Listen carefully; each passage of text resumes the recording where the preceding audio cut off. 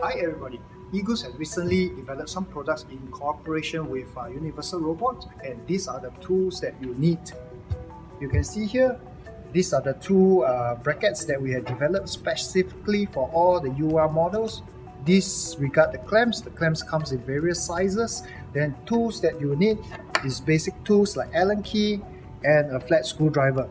This is a special tool in case you need to disassemble some series of the chain. So now, let's have a look at how easy it is to install the chain.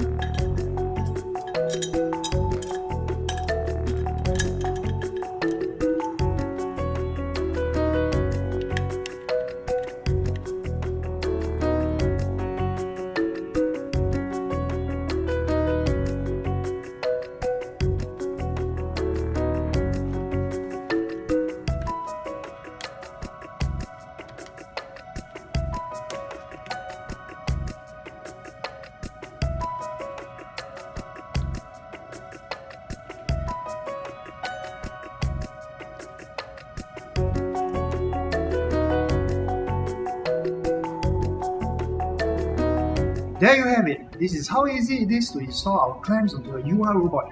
So if you have any more enquiries, please come directly to us.